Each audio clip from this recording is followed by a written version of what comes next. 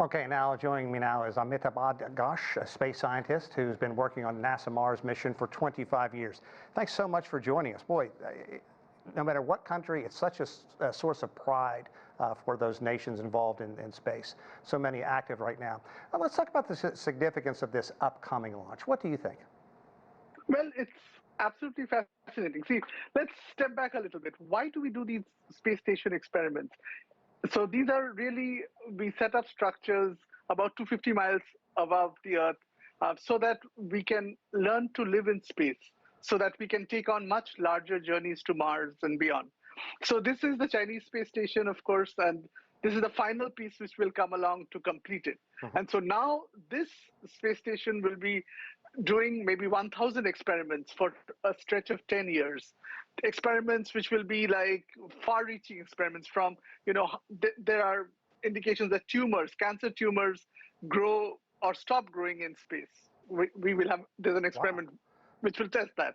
Then there is, how does fire behave differently in zero gravity or in vacuum? There's a test for that. Then the how do plants and seeds, how do they sprout in space? What is the behavior in zero gravity? Then what is the effect of the human body?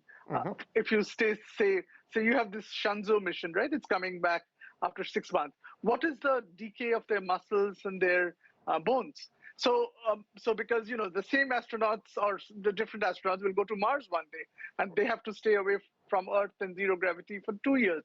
How's that going to happen? So, right, go ahead. Yeah, I think that you really hit the nail on the head, that last part, because so many nations, especially China, are going to be reaching out in the future. They want to expand. Now, how is this launch going to help propel China's overall space program?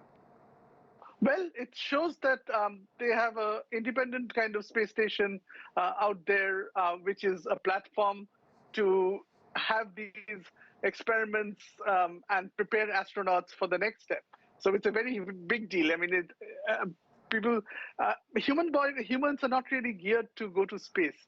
The zero gravity is a very big, it's not good for your health. Sure. And also, it's not good for your psychology. I mean, we are social animals. How do you, so for example, there was I think before in the last module, there was something like, or was it in the International Station? Something like Alexa, something which talks to you so that you don't feel lonely, something that assesses your mood.